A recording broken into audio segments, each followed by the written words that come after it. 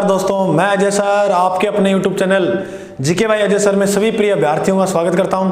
तो हम पढ़ रहे थे भारतीय संविधान और भारतीय संविधान के अंदर आज बेहतर टॉपिक लेकर आया हूं। तो गुरुजी कौन सा टॉपिक करेंगे?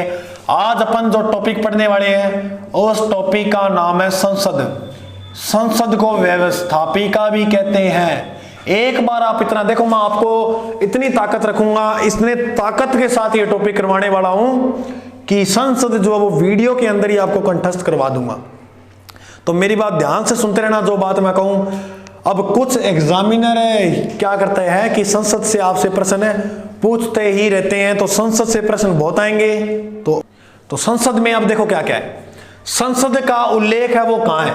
तो संसद का उल्लेख है भाग 5 के अंदर, अध्याय 2 के अंदर। ये बातें लिखने में आ जाती है। नोट्स जो है वो टेलीग्राम पे सेंड कर दूंगा।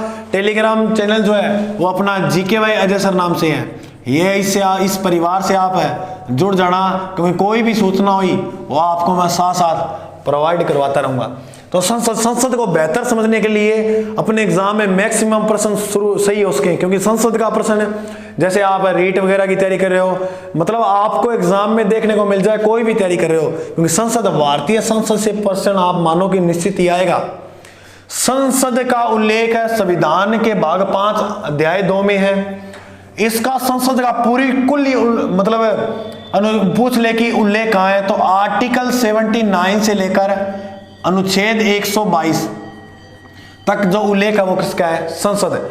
अब संसद को अपन पढ़ते हैं तो कितने भागों में बांटेंगे? क्योंकि बेहतर समझने के लिए इस संसद को 2 भागों में बांट लो। कितने भागों में? 2 भागों में। एक में अपने पढ़ेंगे लोकसभा और एक में अपन पढ़ेंगे राज्यसभा। देखो छोटे इसलिए लिख रहा हूं क्योंकि पूरा नहीं आएगा, तो आपने मतलब मेरे को इस बोर्ड पे इस क्लास के अंदर ही आपको बेहतर याद करवाना है, इसलिए थोड़ा सा आप लोड मत लेना, बिल्कुल साफ दिख जाएगा आपको। इतने भी छोटे नहीं लिखेंगे जो दिखेगा नहीं। ओके, तो देखो संसद कई बार एग्जाम में पूछ लिया है कि संसद के कितने अंग है, और बेटी का बाप चेप गया है 2, क्योंकि लोकसभा राज्यसभा ही पढ़ा है, जबकि संसद के जो अंग है वो 3 है। क्या गुरुजी किया? राष्ट्रपति संसद से बाहर थोड़ी ना है या नहीं है? तो राष्ट्रपति भी किसका अंग है? संसद का ही अंग है। अब प्रश्न किस तरह से आएंगे? अगर एग्जाम में प्रश्न पूछे कि संसद के अंग कितने हैं, तब तो करना 3। अगर पूछ ले सदन कितने हैं, सदन है 2। सदन कितने? 2, एक तो लोकसभा एक राज्यसभा। अब देखा लोकसभा में क्या होता है, राज्यसभा में क्या होता है। इसका उल्लेख इसके अंदर है 79 के बाद आता है 80। तो राज्यसभा का जो उल्लेख है वो है आर्टिकल 80 के अंदर। 80 के बाद आता है 81। 80 के बाद क्या आता है? 81। लोकसभा का उल्लेख है अनुच्छेद 81 के अंदर। अब मेरी बात ध्यान से सुनना। लोकसभा को बेहतर समझने के लिए मैं आपको बेहतर से, आप आईएएस का एग्जाम दे देना, मैं यहां से आपको इतना ताकत रखूंगा कि समझा दूंगा आपको वीडियो में। देखो लोकसभा को 2 भागों में बांट लो। हाँ गुरुजी बांट लियो। देखो लोकसभा में सदस्यों की संख्या अधिकतम कितनी हो सकती है? अब कई बेटी का बाप पढ़ा को नहीं अधिकतम, क्यों नहीं पढ़ते? सोचता है कि अधिकतम, पूछता ही नहीं है। अब पूछ लेता है क्योंकि आप जहां सोचना बंद करते हो ना, वहां आपके एग्जामिनर की जो दिमाग की खोपड़ी है वो सोचना शुरू करती है। अब राजस्थान पुलिस का जो एग्जाम हुआ था उसमें पूछ लिया कि लोकसभा में अधिकतम जो सीटें हैं वो कितनी है, तो बेटे का बाप ने मुंह लेके बैठा। तो वो कहानी जो आप परिस्थिति का दावा है कि आप ऐसी चीजें छोड़ दें, तो नकारनी नहीं है ऐसी चीजों को, क्योंकि कोई ना कोई चीज पड़ी हुई कभी भी आपके काम आ सकती है या नहीं है। तो ध्यान से सुनना मेरी बात। अधिकतम संख्या यानी अधिकतम जो सदस्य संख्या है वो कितनी हो सकती है, और फिर वर्तमान में कितनी है वो भी पढ़ लेगा, थोड़ा देख लेगा वर्तमान में है कितनी। वर्तमान में सदस्य, अब थोड़ा राइटिंग की क्या कि जल्दी लिखवा रहे हूं तो यूं के आपत्ति ना हो थाना, नहीं क्योंकि थारी बात सारी मेरे दिल पर लगा है कौन, तो थाना थोड़ी सी दिक्कत ना हो, थोड़ा याद रखियो। अधिकतम सदस्य संख्या, वर्तमान सदस्य संख्या, ये याद करने का तरीका बता रहा हूं। इस अधिकतम संख्या को 2 भागों में बांट लेना। हाँ गुरुजी बांट लेगा। एक इन अधिकतम संख्याओं का एक को तो अपने कराना है चुनाव, यानी एक का क्या होगा? निर्वाचन, और एक अपने निकालेंगे मनोनीत। इन अधिकतम संख्याओं के एक तो चुने जाएंगे और एक का क्या होगा? चुनाव। निकाल लियो, इधर भी सेम प्रोसीजर। एक तो क्या होगा? निर्वाचन, यानी एक का तो क्या होगा, चुनाव, निर्वाचन, और एक का क्या किए जाएंगे, मनोनीत। इसी तरह बांटना है इसको। देखो आपको याद हो जाएगा, सिर्फ उसके बाद आप संख्या याद करनी है आपको। एक बार यूं इस तरह से लिख लेना आप सारा। हाँ गुरुजी लिख लेना, हाँ तो लिख लियो, ए ओ लिख लियो, ठीक है। अब इसी तरह से चलो पहला मैं था लोकसभा समझा दूं, फिर राज्यसभा बाद में चर्चा करा। लोकसभा की जो अधिकतम संख्या होती है वो होती है 552, यानी लोकसभा में अधिकतम संख्या कितने हो सकते हैं, 552। इन 552, देखो पहले मैं इनका वर्णन करूंगा, ध्यान से सुनना मेरी बात को। इन 552 सदस्यों में से 2 सदस्य मनोनीत किए जाते हैं और वो होते हैं एंग्लो इंडिया। अब गुरुजी एंग्लो इंडिया के वो और बता दो, मैंने उठा को नहीं।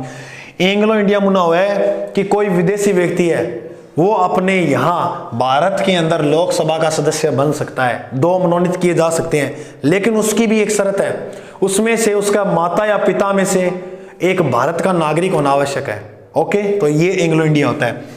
लेकिन एंग्लो इंडिया ये 2 मनोनीत किए जाते थे, ये वर्तमान में बंद कर दिए हैं अब। लेकिन अपने को तो एक बार मैं इसी तरह पढ़ाऊंगा आपको, क्वेश्चन आप इसी तरह पढ़ेगा एग्जाम में आके, एग्जाम की दृष्टि से देखना है। देखो मनोनीत कितने जाते हैं, 2, पीछे कितने बच गए गुरुजी, पीछे बच गया 550। तो अधिकतम सदस्य संख्याओं में से चुनाव कितने का होगा, 550 का। इस तरह से प्रश्न आएगा। फिर इन 550 को 2 भागों में बांट लो, क्योंकि वर्तमान का भारत अगर आपको पता हो तो 2 भागों में बटा हुआ है। क्या गुरुजी किया, एक तो अपने पढ़ते हैं भारत के अंदर राज्य है, क्या पढ़ते हैं, राज्य, और एक में अपने पढ़ते हैं संघ शासित या केंद्र शासित प्रदेश पढ़ा। अब यानी इसमें से 550 में से देखना है कि राज्य में कितनी सीटें जाएंगी और संघ में कितनी जाएंगी, यानी संघ में कितने सदस्य होंगे, राज्य में कितने होंगे। तो इसके अंदर जो संघ के अंदर सदस्य होंगे वो होंगे, सॉरी राज्य में जो सदस्य होंगे वो होंगे 530, और बच गए गुरुजी, बच गया 500, सॉरी 5 बच गया 20 जो सदस्य हो जाएंगे, 20 जो सीटें वो कहां से, वो संघ शासित प्रदेश से। कहां से जाएंगी, संघ शासित प्रदेश। अब इधर भी सेम प्रोसीजर चलेगा, सेम ये घटना रहेगी, लेकिन इसमें थोड़ा चेंज हो जाएगा गुरुजी किया। इसमें सदस्य संख्या कितनी दिखाई है, अधिकतम 552, जबकि इसमें जो अधिकतम अब वर्तमान में जो सदस्य संख्या वो कितनी है, वो है 545। अब देखो मेरी बात ध्यान से सुनना, प्रश्न जो है वो एग्जाम में किस तरह से मेरे लालों घुमा के देगा, ध्यान से सुनना कि संसद में लोकसभा के अंदर अधिकतम सदस्य संख्या कितनी हो सकती है, तो कितनी हो सकती है, 552। लेकिन है कितनी, 545। तो मेरे प्रिय अभ्यर्थियों इसको बेहतर तरह से याद कर लेना, आपको एग्जाम में यहां से प्रश्न देखने को जरूर मिलेगा। तो ध्यान से सुना, यहां अधिकतम संख्या 552 हो सकती है, लेकिन वर्तमान है कितनी, 545। इन 545 में वो सेम कंडीशन के 2 तो क्या होंगे, मनोनीत। अब बच कितने गए, 543। अब ध्यान सुनो, इन 543 सदस्यों का चुनाव होगा। तो कई बार प्रश्न पूछा जा चुका है कि लोकसभा में कितने सदस्यों का चुनाव होता है वर्तमान में, तो कितने का, 543। फिर इस 543 को 2 भागों में बांट लो, क्योंकि अपनों ने यहां भी 2, क्योंकि भारत वर्तमान का भारत कितने भागों में, 2। तो गुरुजी 3 भी बटा हुआ था का कभी, हाँ जी बटा हुआ था, बताऊंगा अभी। देखो अपन जब एकीकरण पढ़ते हैं तो आपने सुना होगा कि राजस्थान जो है या भारत जो है वो पहले 3 श्रेणियों में बटा हुआ था, A B C। C में अपना अजमेर मेरवाड़ा केंद्र शासित प्रदेश था, बी में छोटे नगर थे, और ए के अंदर बड़े बड़े जैसे अपने नगर देखें कोलकाता चेन्नई वगैरह, यानी जो बड़े नगर थे वो ए श्रेणी के थे। बी श्रेणी मान लो राजस्थान था, निमन ठीक था उस समय का, तो उसे बी श्रेणी के अंदर रखा गया था। और सी श्रेणी में संघ शासित जैसे अजमेर मेरवाड़ा पड़ते हैं अपने, एक केंद्र शासित प्रदेश था ना राजस्थान में एकीकरण के समय, तो वो सी श्रेणी का था। अब निर्वाचन 543, निर्वाचन में राज्य में कितना जाएगा, संघ में कितना जाएगा, वो ध्यान रखने में, क्योंकि ये तो वर्तमान है, ये तो आप कंटेस्ट करनी है इसको। तो इसमें से इधर तो सेम प्रोसेस रहता है, 530 ही जाएंगे, यहां कोई चेंज नहीं किया जाएगा। राज्य में कितने जाएंगे, 530, बच गए संघ के अंदर। अब देखो यहां 20 लिखे थे, तो यहां 543 करने हैं, बच कितने गए, 13। मेरी बात समझ में आई, 543 थे, 543 से 530 इधर लिए, बच कितने गए, 13 सीटें कहां से जाएंगी, संघ शासित से। अब और थोड़ा डीप पढ़ें तो इसको भी 2 भागों में बांट लो, क्योंकि मेरे को पता है आईएएस के विद्यार्थी इसको जरूर देख रहे हैं, आरएस के विद्यार्थी भी इस वीडियो को जरूर देख रहे हैं, तो वो भी ध्यान से सुनना। संघ संघ कौन से, एक तो दिल्ली है, मेन अपने को दिल्ली याद रखना है। गुरुजी दिल्ली क्यों याद रखना है? दिल्ली याद इसलिए रखना है क्योंकि दिल्ली से जो सीटें जाती हैं वो केवल दिल्ली साथ रखता है, बाकी जो बच गई 6 वो अन्य जो केंद्र शासित प्रदेश हैं उनसे। लेकिन दिल्ली से याद रखना कितने सदस्य है? 7। ओके, अब बात करें मनोनीत। मनोनीत को तो अपनों ने कर लिया, अब बात करेंगे अपन राज्यसभा की। तो राज्यसभा को भी इसी तरह बांट के पढ़ेंगे तो बेहतर समझ में आएगा। ये रही अपनी राज्यसभा। देखो राज्यसभा में सबसे पहले देखेंगे अधिकतम सेम पोजीशन में, बस इतना ही लिखूंगा शॉर्ट में क्योंकि ये जो सेम स्ट्रक्चर है वही उधर बनेगा राज्यसभा में। अधिकतम जो है वो कितनी होती है, ठीक है, और वर्तमान में वो कितनी है, वर्तमान सदस्य संख्या कितनी है। फिर इसको भी 2 भागों में बांटूंगा। गुरुजी 2 भागों में क्यों बांटूंगा? क्योंकि एक में देखेंगे कि चुनाव कितने के होते हैं और एक में देखेंगे कि मनोनीत जो किए जाते हैं वो कितने किए जाते हैं। तो ध्यान से सुनना मेरी बात। राज्यसभा के अंदर जो अधिकतम सदस्य संख्या होती है वो होती है 250। कितनी होती है? 250। इस 250 अधिकतम बता रहा हूं मैं, लेकिन है नहीं। इस 250 में से 12 मनोनीत किए जाते हैं और ये जो 12 है ये किसी भी क्षेत्र में हो सकते हैं। खेल में ले लो, क्रिकेट मतलब कोई भी खेल में ले लो, या साहित्य में ले लो, किसी क्षेत्र में ले लो, उसमें उस क्षेत्र से राष्ट्रपति के पास इतनी शक्ति होती है कि वो इनसे मनोनीत यानी इनको मनोनीत करता है। बच गए चुनाव। चुनाव कितने होंगे? 12 गया, कितना बच गया? 238।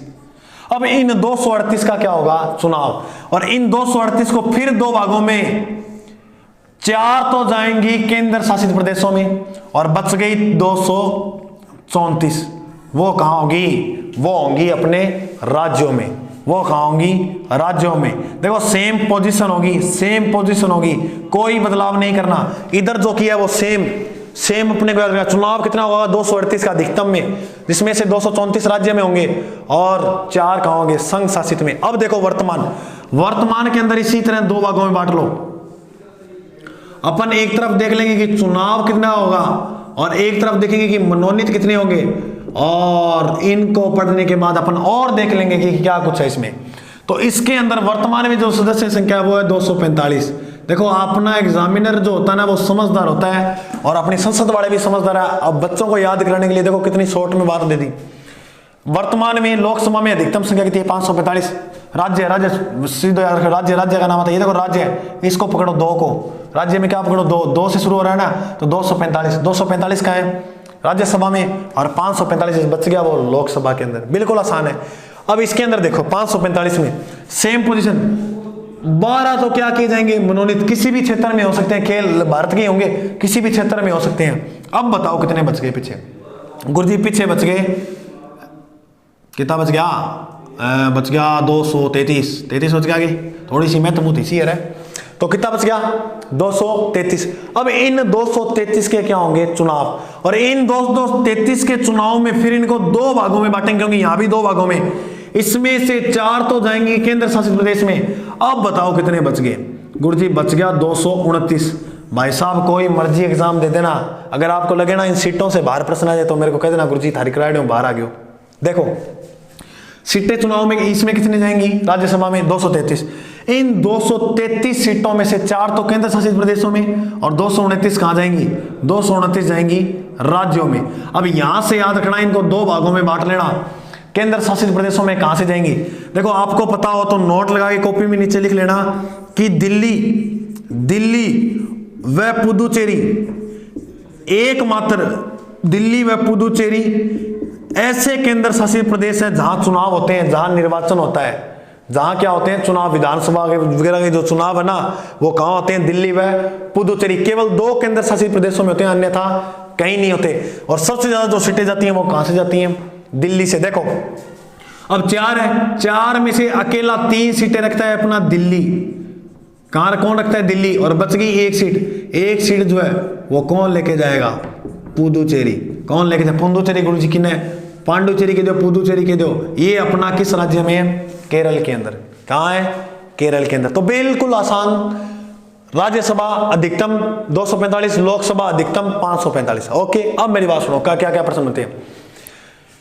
लोकसभा ये प्रथम सदन है। ऑब्जेक्टिव प्रश्न बता रहा हूं क्या क्या बन सकते हैं। प्रथम सदन, उपनाम बता रहा हूं। इसे कहते हैं लोकप्रिय सदन। लोकप्रिय सदन कहते जरूर है, जबकि ये जो सदन होता है ये अस्थायी सदन होता है, क्योंकि लोकसभा का कार्यकाल होता है 5 वर्ष। ये कार्यकाल समाप्त होते ही लोकसभा पूरी की पूरी नष्ट भंग हो जाती है। लेकिन राज्यसभा में ऐसा नहीं होता। इस राज्यसभा को उच्च सदन भी कहते हैं। क्या कहते हैं? उच्च सदन, क्योंकि इसे द्वितीय सदन कहते हैं। द्वितीय लिख लिया, द्वितीय सदन और उच्च सदन किसे कहते हैं? राज्यसभा को। और याद रखने वाली बात यह है, लोक नाम जरूर है, सीटें कम जरूर है, यह स्थायी सदन होता है।